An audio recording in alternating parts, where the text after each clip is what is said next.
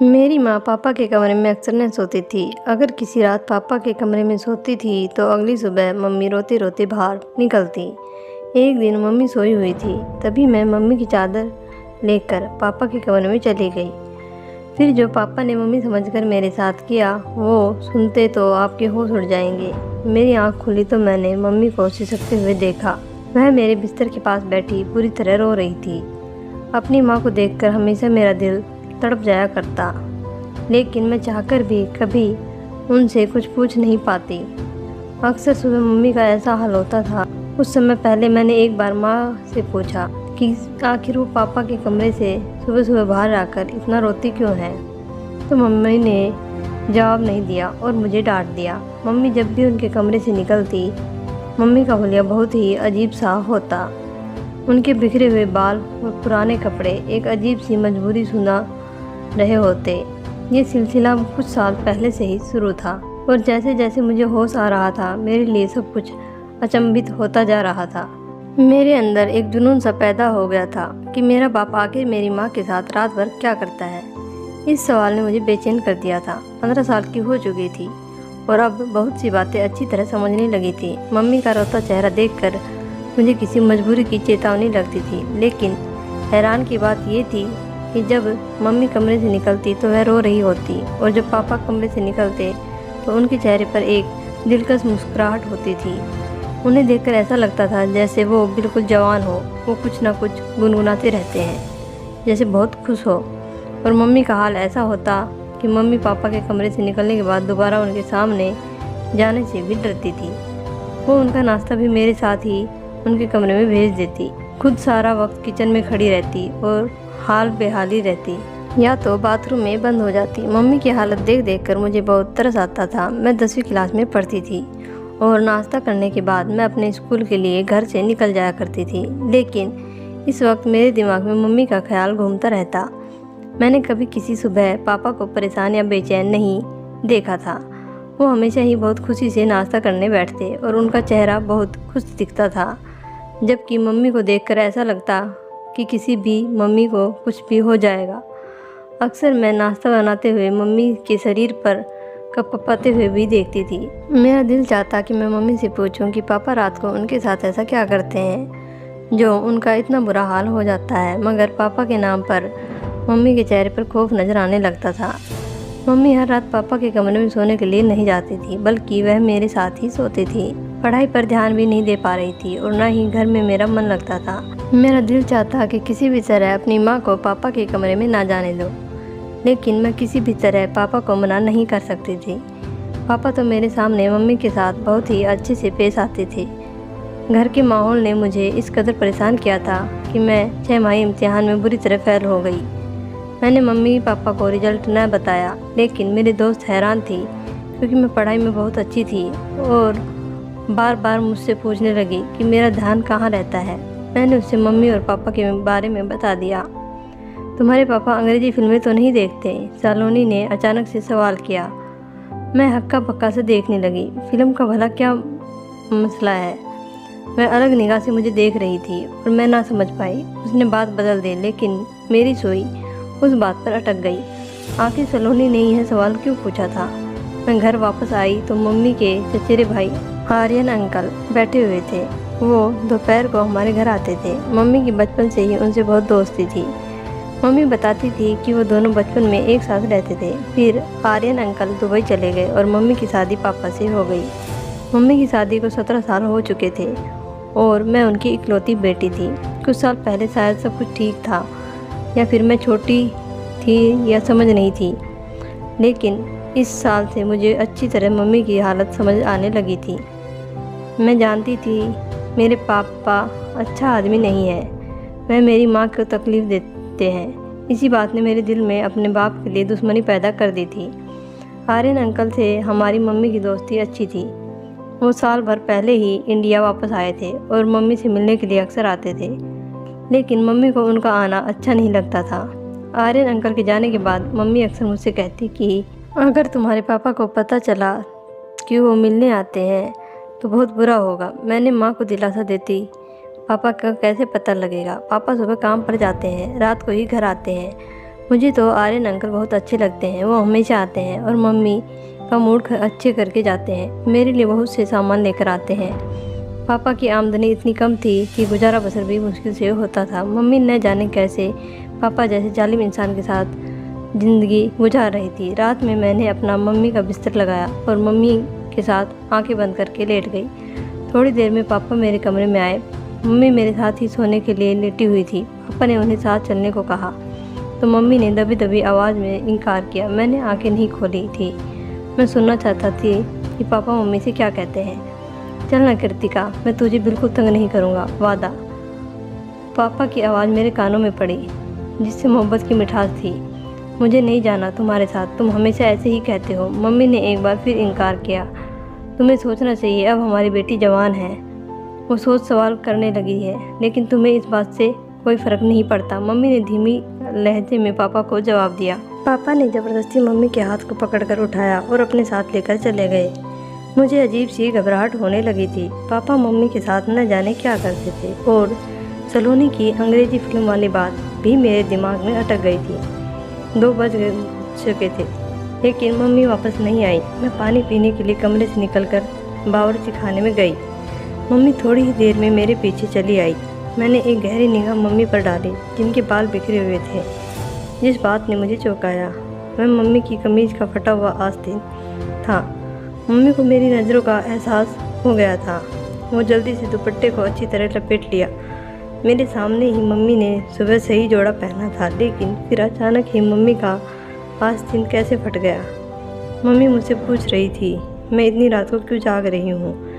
मैंने झूठा बहाना बनाया कि मैं भी उठकर पानी पीने आई थी। मम्मी मेरे साथ वापस मेरे कमरे में आ गई। मैंने सोने के लिए आंखें बंद कर ली, लेकिन मुझे मम्मी की सिसकियों की आवाज़ सुनाई रही थी। मेरा दिल चाह रहा था कि उठकर अपनी मम्मी को तसल्ली दूं और दिल में आए सारे सवालों को जवाब मांग लूं, लेकिन मैं अपनी जगह खामोश पड़ी रही। पापा सुबह सुबह ऐसे तैयार होकर कमरे से निकले थे जैसे तो जवान लड़का हो। पापा की आमदनी कम थी, लेकिन पापा हमेशा खुश रहते, मुस्कुराते रहते, काम पर हमेशा ऐसे तैयार होकर जाते जैसे सेठ आदमी हो।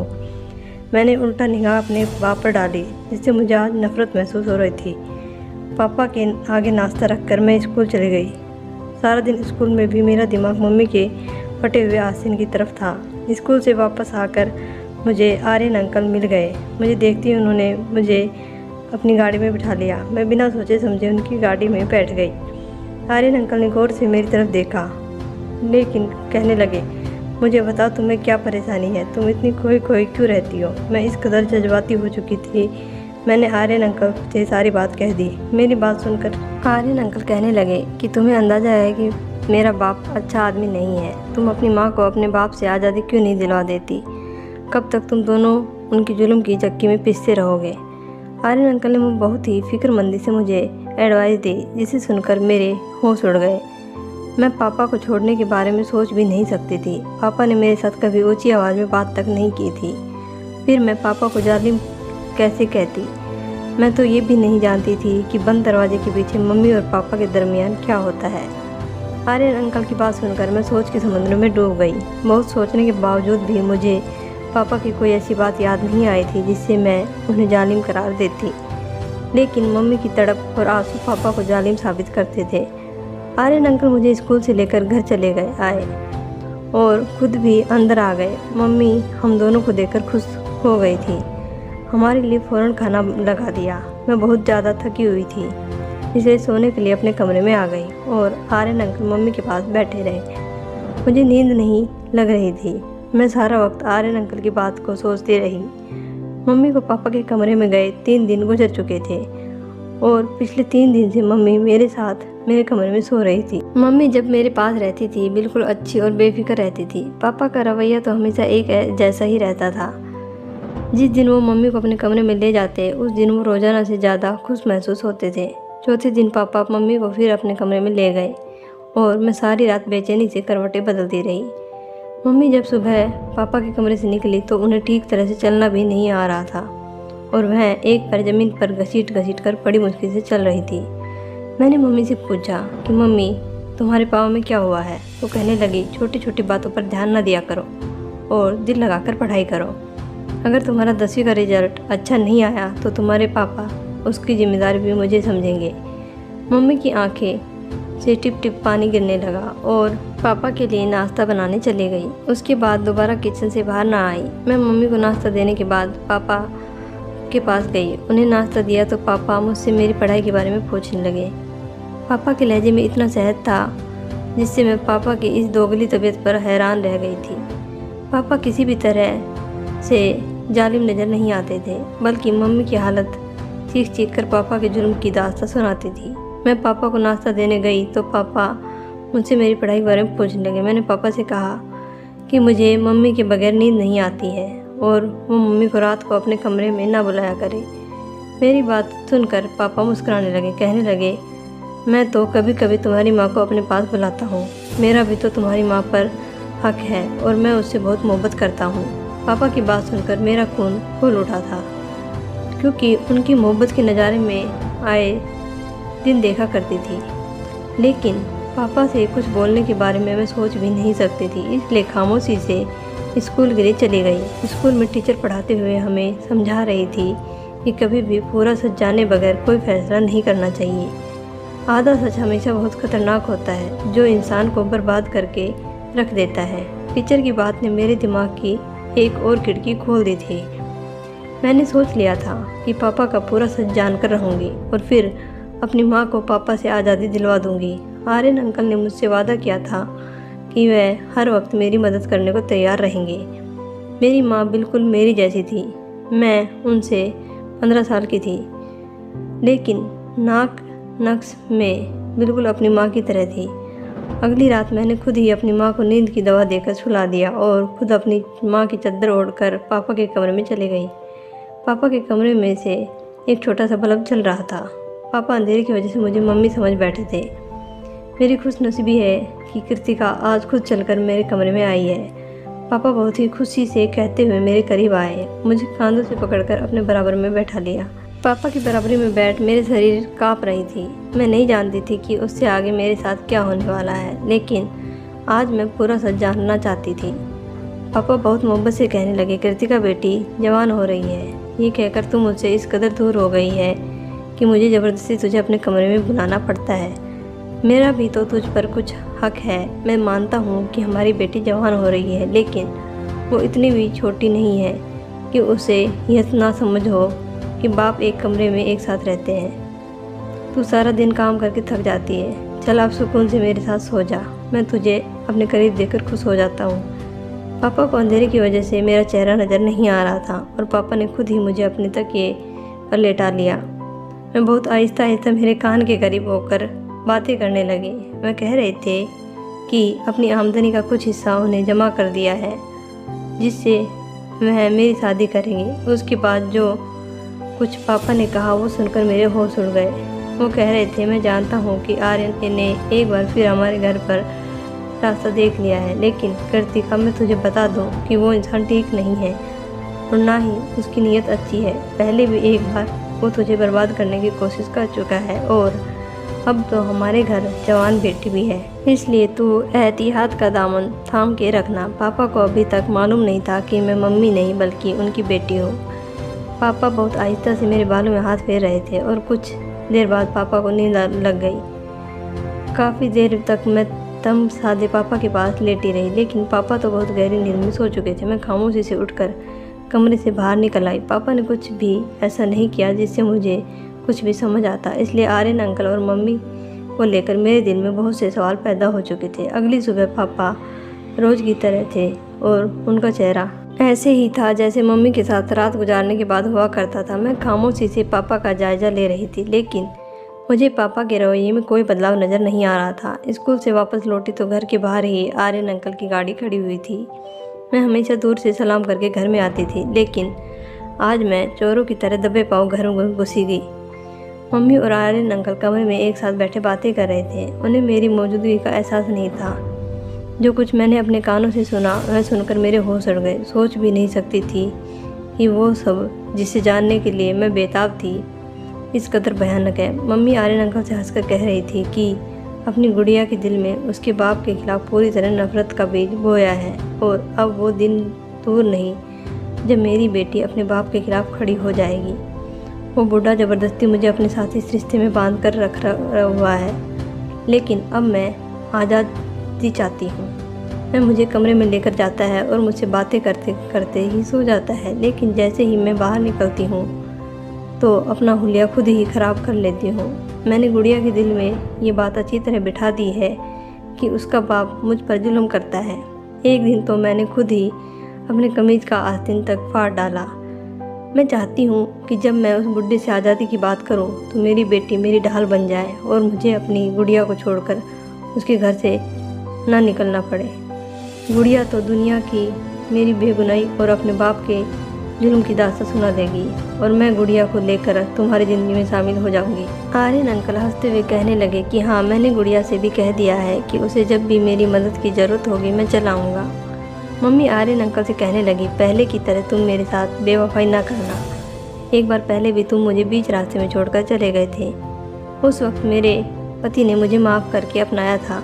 आर्यन अंकल मेरी माँ के हाथ पकड़कर कहने लगे कि मैंने बहुत मजबूरी में तुम्हारा हाथ छोड़ा था, क्योंकि मेरे घर वाले इस बात के लिए बिल्कुल खिलाफ थे कि मैं एक शादीशुदा औरत से रिश्ता करूंगा, लेकिन अब मुझे रोकने वाला कोई नहीं है। मैं पूरे दिल से तुम्हें और तुम्हारी बेटी को अपनाऊंगा।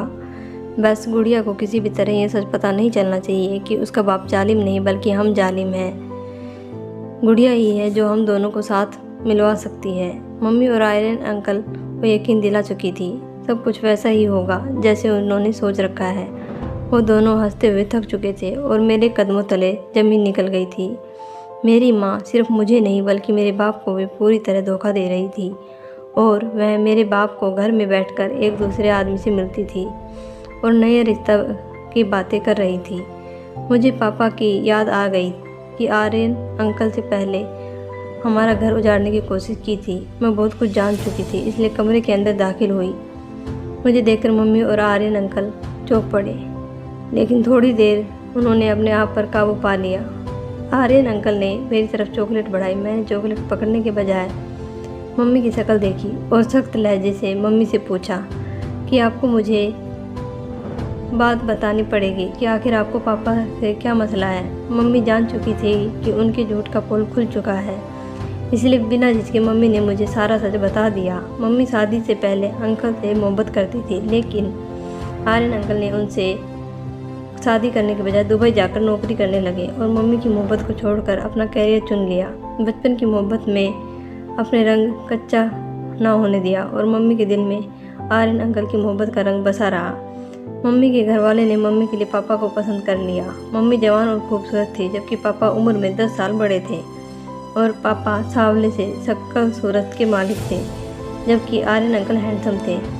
मम्मी के लिए पापा का रिश्ता घर वालों की मर्जी से था और मम्मी ने अपने घर वालों की ज़बरदस्ती पर पापा से शादी कर ली, लेकिन वो कभी पापा से दिल से ना अपना पाई थी। ज़बरदस्ती का ये रिश्ता मम्मी के लिए किसी बोझ की तरह था, लेकिन मम्मी इस रिश्ते को किसी भी तरह चला रही थी कि शादी के 1 साल बाद ही मैं माँ की गोद में आ गई थी। मम्मी की शादी के कुछ साल बाद आर्यन अंकल दुबई से कुछ दिन के लिए वापस आए तो उनके दिल में मम्मी को देखकर एक बार फिर से जज्बात जाग उठे।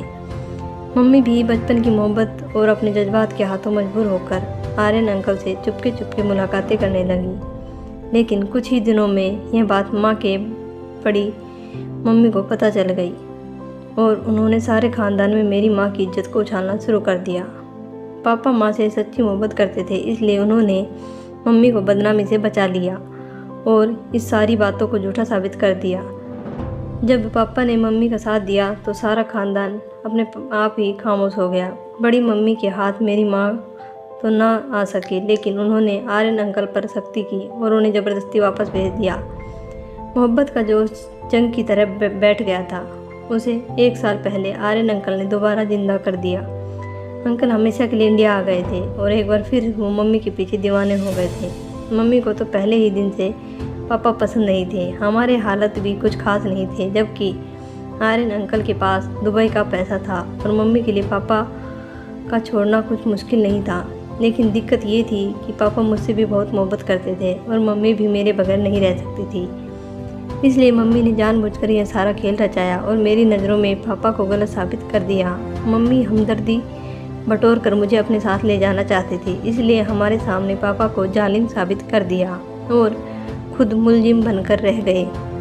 इतने साल से मैं यही सोच रही थी कि पापा को तो कभी ऊंची आवाज़ में हमसे बात तक नहीं की, फिर वो बंद कमरे में माँ पर जुल्म कैसे कर सकते हैं। मैंने माँ से साफ साफ कह दिया कि अगर आपको उसके घर जाना है तो आप जा सकती हैं, लेकिन मैं अपने भोले भाले और वफादार बाप को नहीं छोड़ सकती।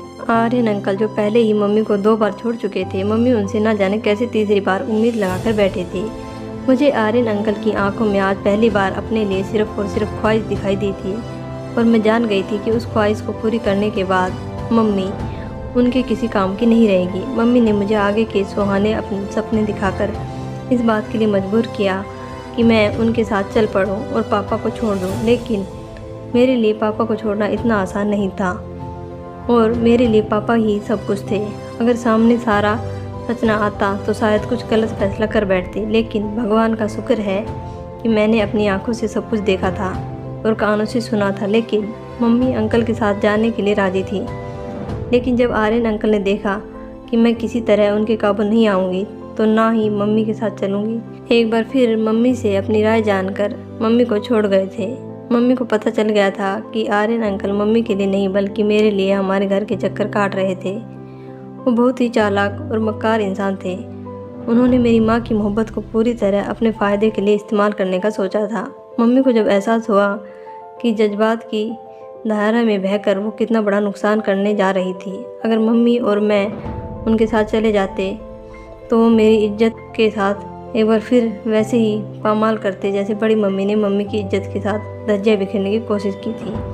ना जाने कौन सा अच्छा काम हम दोनों माँ बेटे के काम आ गई थी। हम आर्यन अंकल के चुंगल से निकल गए थे। रात को पापा घर लौटे तो मम्मी ने खुद ही पापा के लिए खाना मंगवाया और अपना बिस्तर भी पापा के कमरे में लगा लिया। पापा खुशी से देखने लायक थे। पापा सच में मम्मी से बहुत मोहब्बत करते थे और ये उनकी मोहब्बत ही थी जो मम्मी की गलतियों को आज तक नज़रअंदाज करते आए। इतने सालों में पहली बार मम्मी को अपनी गलतियों का एहसास हुआ था और उन्होंने पापा को दिल से अपनाया था। अगली सुबह पापा और मम्मी हंसते मुस्कुराते कमरे से बाहर निकले थे और मेरे दिल में एक ठंडक का एहसास हुआ था। कभी कभी हम प्यार के नाम पर ऐसा धोखा खाते हैं कि किसी को मुंह दिखाने के लायक नहीं रहते। असल मोहब्बत तो विवाह के बाद ही होती है, जिसमें इंसान एक दूसरे ढाल बनकर एक दूसरे का साथ देता है। धन्यवाद दोस्तों।